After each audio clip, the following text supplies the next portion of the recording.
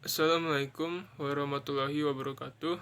Perkenalkan, nama saya Muhammad Rafi Gotama Gunadi, NPM 20.211.02060, Prodi Administrasi Publik Universitas Muhammadiyah Jakarta. Kali ini saya akan menjelaskan mengenai hubungan agama dan negara untuk memenuhi tugas video pendidikan kewarganegaraan dari Bapak Nasi. Berikut adalah penjelasan videonya. Dalam praktik kehidupan negara masa kini, hubungan antara agama dan negara dapat diklasifikasikan ke dalam tiga bentuk, yakni integrated, yaitu penyatuan antara agama dan negara; interseksional, yaitu persinggungan antara agama dan negara; dan sekularistik, pemisahan antara agama dan negara. Bentuk hubungan antara agama dan negara di negara-negara barat dianggap sudah selesai dengan sekularismenya atau pemisahan antara agama dan negara. Paham ini, menurut The Encyclopedia of Religion, adalah sebuah ideologi di mana para pendukungnya dengan sadar mengecam segala bentuk supernaturalisme dan lembaga yang dikhususkan untuk itu. Dengan mendukung prinsip-prinsip non-agama atau anti-agama sebagai dasar bagi moralitas pribadi dan organisasi sosial, pemisahan agama dan negara tersebut memerlukan proses yang disebut sekularisasi, yang pengertiannya cukup bervariasi, termasuk pengertian yang sudah ditinjau kembali menurut Peter L. Berger, berarti sebuah proses di mana sektor-sektor kehidupan dalam masyarakat dan budaya dilepaskan dari dominasi lembaga-lembaga dan simbol-simbol keagamaan.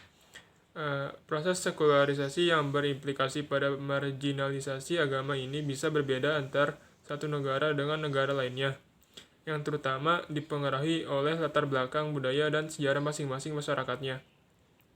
Negara-negara yang mendasarkan diri pada sekularisme memang telah melakukan pemisahan ini. Meski bentuk pemisahan itu bervariasi, penerapan sekularisme secara ketat terdapat di Prancis dan Amerika Serikat.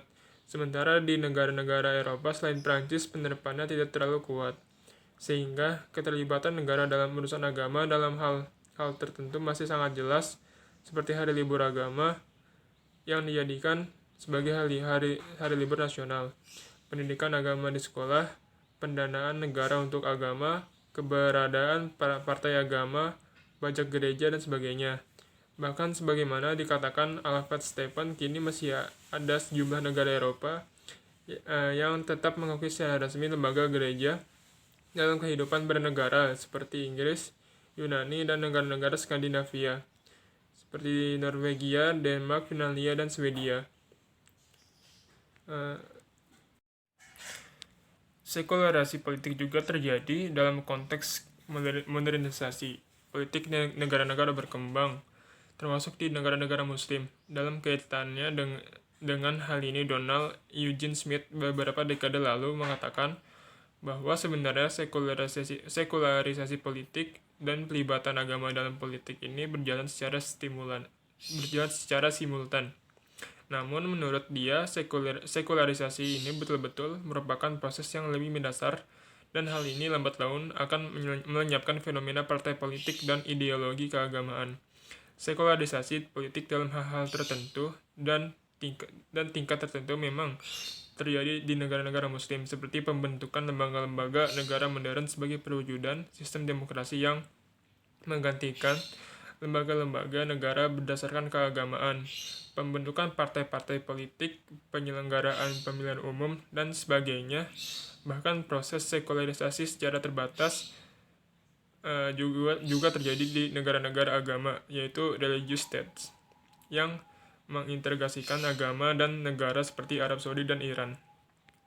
Dengan melegislasi aturan-aturan operasional tertentu yang awalnya berasal dari negara-negara barat sekuler, seperti peraturan hukum tentang perdagangan internasional, imigrasi, dan sebagainya.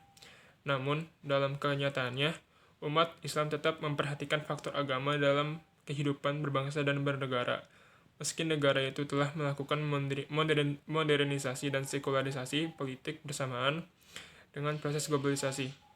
Hal ini sebenarnya tidak terlepas dari karakteristik ajaran Islam itu sendiri, yang tidak hanya merupakan sistem teologis, tetapi juga cara hidup yang berisi standar etika moral dan norma-norma dalam kehidupan masyarakat dan negara. Islam tidak membedakan sepenuhnya antara hal-hal sakral dan profan, sehingga muslim yang taat menolak pemisahan antara agama dan negara. Oleh karena itu, sekularisasi yang terjadi di negara-negara muslim umumnya tidak sampai menghilangkan orientasi keagamaan masyarakat dan negara. Bahkan, adopsi sistem sekuler seperti sistem demokrasi dan penegakan hak asasi manusia dalam banyak hal dilakukan dengan pemberian legitimasi keagamaan melalui ijtihad dan penyesuaian-penyesuaian tertentu. Tanpa legitimasi ini, ide-ide atau sistem sekuler itu tidak akan mendapat dukungan sepenuhnya dari warga yang mayoritas beragama Islam. Ijtihad ini merupakan bagian dari modernisasi pemahaman keagamaan, agar ajaran-ajaran Islam tetap kompatibel dengan perkembangan masyarakat modern, tanpa menyalahi ajaran-ajaran Islam yang bersifat mendasar dan absolut, atau kati.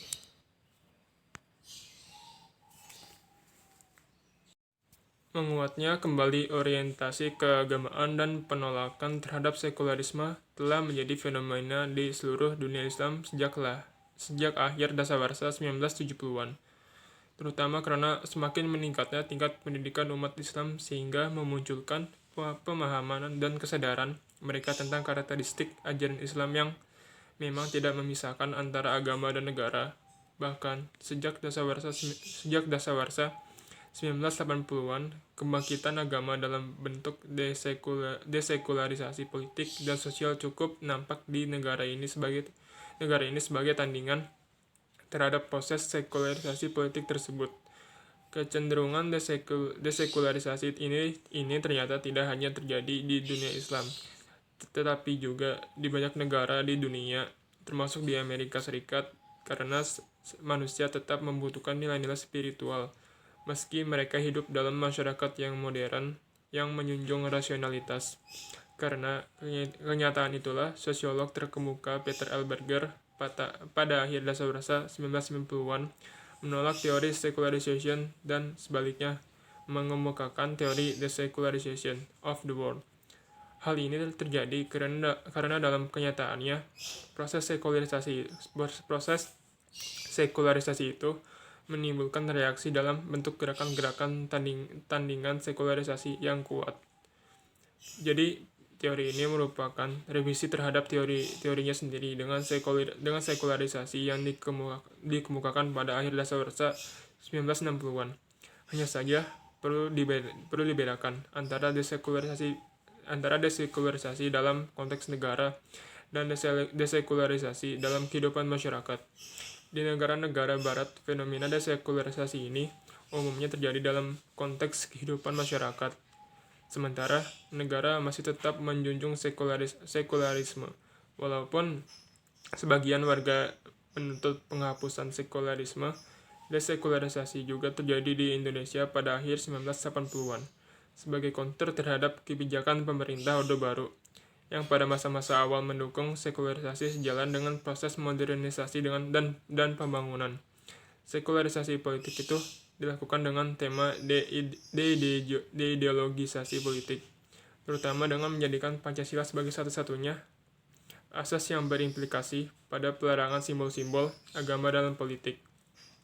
Meski terjadi proses sekularisasi politik yang sangat kuat pada saat itu, dalam masyarakat tidak terjadi sekularisasi yang berarti, karena umat Islam tetap memiliki orientasi keagamaan dan melakukan sosialisasi ajaran-ajaran agama secara kultural.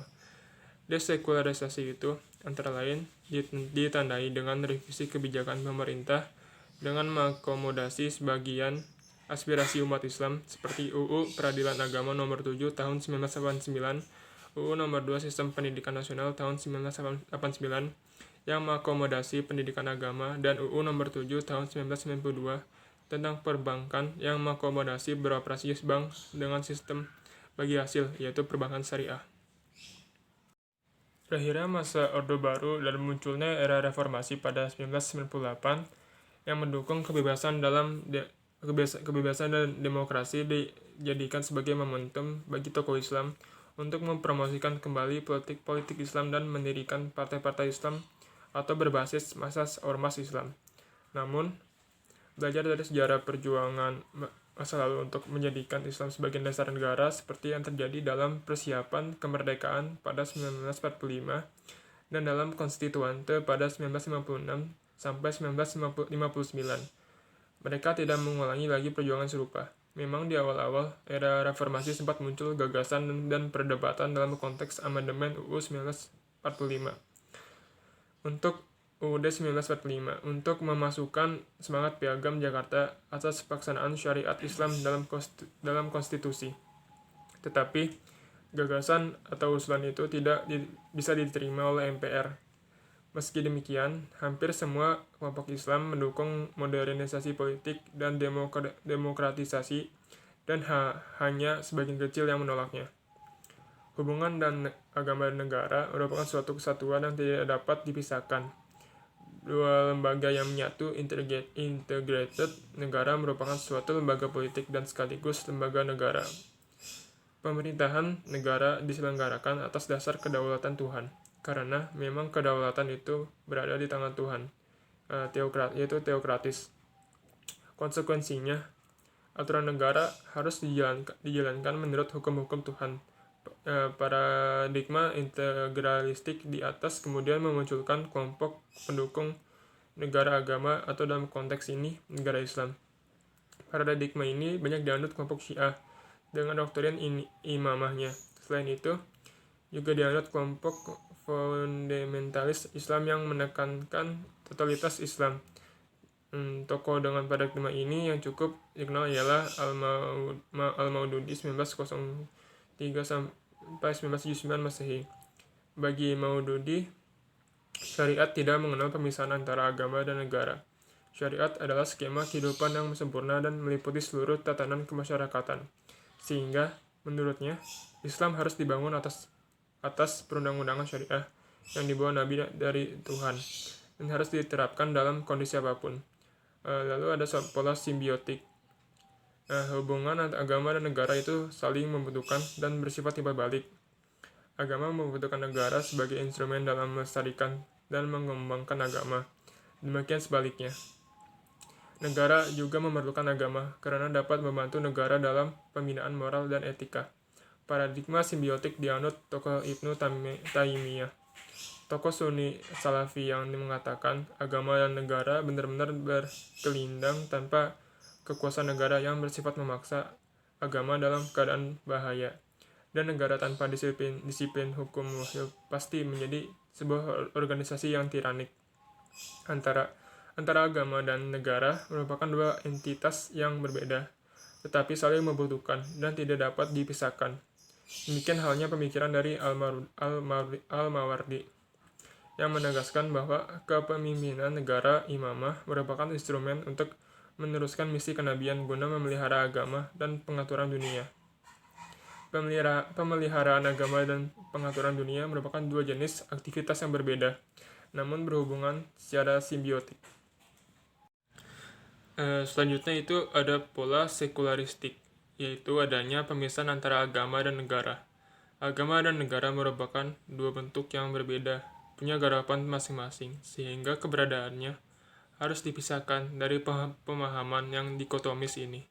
Maka hukum positif yang berlaku adalah hukum yang betul-betul berasal dari kesepakatan manusia. Lalu, pola sekularistik ini, paradigma sekularistik digunakan oleh Ali Abdul Razik yang pada tahun 1925 menerbitkan sebuah risalah yang pada intinya menyatakan bahwa Islam tidak mempunyai kaitan apapun dengan sistem pemerintahan kekhalifahan.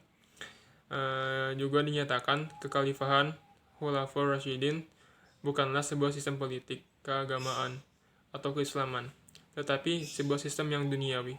Bagi Abdul Razik, pembentukan negara tidak disarankan oleh agama, melainkan berdasarkan pertimbangan akal umat. Paradigma ini dianut kemudian oleh para pendukung negara sekuler yang benar-benar memisahkan urusan agama dari negara. Dengan demikian, baik dalam konsep sistem ketatanegaraan maupun realitas pada saat ini, hubungan antara agama dan negara di Indonesia tetap dalam bentuk yang kedua, interseksional atau hubungan persinggungan antara agama dan negara, yang berarti tidak sepenuhnya terintegrasi dan tidak pula sepenuhnya terpisah. Dalam hubungan semacam ini terdapat aspek-aspek keagamaan yang masuk dalam negara dan ada pula aspek-aspek kenegaraan yang masuk dalam atau memerlukan legitimasi agama. Oleh karena itu, seringkali dikatakan bahwa Indonesia bukanlah negara agama dan bukan pula negara sekuler. Negara Indonesia adalah negara yang secara kelembagaan berbentuk sekuler tetapi secara filosofis mengakui eksistensi agama dalam kehidupan bernegara. Bahkan, agama sebagai dasar negara secara eksplisit disebutkan dalam pasal 29 ayat 1, yakni negara berdasar atas ketuhanan yang Maha Esa. Lalu berdasarkan sila pertama, Pancasila, dan pasal 29 inilah sejumlah ahli hukum tata negara seperti Ismail Sunni mengatakan bahwa sistem ketatanegaraan Indonesia mengakui 3 bentuk kedaulatan, yaitu kedaulatan rakyat, kedaulatan hukum, dan kedaulatan Tuhan. Namun, hanya 2 kedaulatan yang diakui resmi dan diwujudkan dalam bentuk lembaga negara, yakni kedaulatan rakyat dalam bentuk Dewan Perwakilan Rakyat (DPR) dan kedaulatan hukum dalam bentuk Mahkamah Konstitusi. Sekian video ini saya buat untuk memenuhi tugas PKN. Mohon maaf bila ada kesalahan kata dan kesalahan materi. Wassalamualaikum warahmatullahi wabarakatuh.